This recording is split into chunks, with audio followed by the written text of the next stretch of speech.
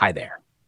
Today we are diving into a truck that looks like it has seen everything, carried everything, and probably still has stories it refuses to tell. The Commer Q4, introduced in 1949, is one of those machines that lived two lives at once. One life in uniform, serving the military with discipline and stubborn reliability, and another life in civilian hands, doing the hard, unglamorous work that rebuilt a country after war. The Commer Q4 arrived at a very specific moment in history. Britain was exhausted after the Second World War. Equipment was worn out, budgets were tight, and there was an urgent need for vehicles that could serve both military and civilian roles without complicated redesigns. Commer, already experienced with wartime production, answered with a truck that did not try to be elegant. Instead, it focused on strength, adaptability, and mechanical honesty. At its core, the Commer Q4 was a four-wheel drive truck built to go where roads were optional. The military version was designed for rough terrain, poor weather, and unpredictable conditions. At the same time, the chassis was versatile enough to accept civilian bodies, making it useful long after its Army service ended. That dual-purpose nature is one of the reasons the Q4 survived in service far longer than many of its contemporaries. Under the bonnet sat a six-cylinder petrol engine with a displacement of about 4.1 liters. Power output was around 85 horsepower, which might not sound impressive, but again, numbers do not tell the whole story. The engine delivered approximately 270 newton-meters of torque, around 199 pound-feet, and it delivered that torque low in the rev range. This meant the Q4 could pull steadily, climb confidently, and keep moving even when heavily loaded or crawling through mud. The drivetrain was a permanent or selectable four-wheel drive system, depending on configuration, paired with a robust manual gearbox. Low-range gearing allowed the Q4 to move slowly but decisively, exactly what the military needed for towing artillery, transporting equipment, or crossing uneven ground.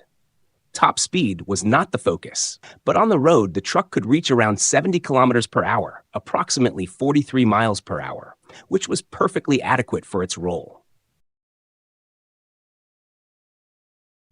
Payload capacity varied depending on body and use, but in many configurations, the Q4 could carry around 3 tons, and sometimes more in civilian service.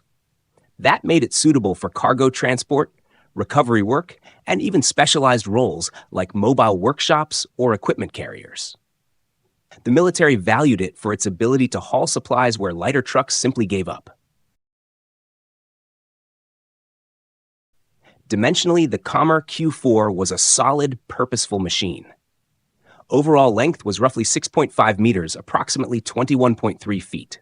Width measured about 2.3 meters, approximately 7.5 feet, and height varied by body but typically reached around 2.5 meters, approximately 8.2 feet. The wheelbase, close to 4 meters, approximately 13.1 feet, gave the truck stability under load and confidence when towing. Driving a Q4 was an experience that demanded respect. Steering was heavy, especially at low speeds. The suspension was stiff, designed to handle weight rather than comfort. Braking required anticipation and a strong leg. This was not a truck you casually drifted into a corner. But for drivers who understood it, the Q4 was predictable, honest, and reassuringly tough. During military service, the Commer Q4 was used in transport units, engineering roles, and support tasks. It carried supplies, towed equipment, and moved personnel. Its four-wheel drive system made it especially valuable in muddy fields, forest tracks, and temporary roads that were little more than flattened ground. Soldiers trusted it because it kept moving when conditions were bad and expectations were low. After military service, many Q4s found a second life in civilian roles. This is where the truck truly earned its reputation as a workhorse. Farmers used it to haul machinery and livestock equipment. Construction companies turned it into flatbeds and tippers. Recovery operators used it to transport broken-down vehicles. Some were even converted into fire engines or heavy-duty service trucks. Here comes the slightly ironic part. In civilian life, the Q4's disadvantages became more obvious. Fuel consumption was high, especially compared to emerging diesel trucks. The petrol engine drank fuel enthusiastically, particularly under load. Comfort was minimal, and long-distance driving was tiring. But despite these flaws, people kept using the Q4 because it could do jobs that cheaper, lighter trucks simply could not. Mechanically, the Q4 was straightforward. A strong ladder frame, leaf springs, solid axles, and simple mechanical systems made it relatively easy to maintain. Mechanics appreciated the space in the engine bay and the lack of unnecessary complexity. Repairs could be carried out in basic workshops, and spare parts were widely available for years.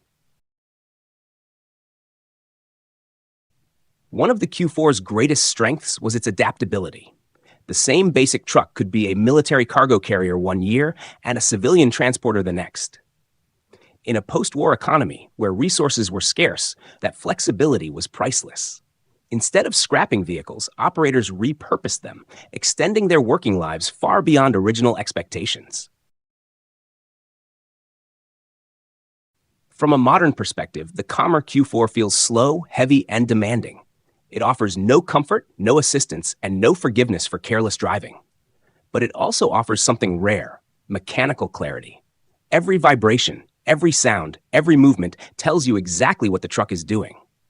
There is no filter between the driver and the machine. Today, surviving Commer Q4s are respected classics. Restored examples often appear at vintage vehicle shows, sometimes still wearing military paint, sometimes reborn as civilian work trucks. Seeing one in motion is a reminder of a time when vehicles were built to be reused, repaired, and repurposed, not replaced at the first sign of wear. The Commer Q4 never tried to be legendary. It simply showed up, did the job, and kept going. First for the military, then for civilians, and finally for history itself. That quiet endurance is exactly why it deserves to be remembered. If you enjoy discovering machines like this, vehicles that worked through war, peace, and everything in between, make sure to subscribe. There are many more honest workhorses waiting to tell their story.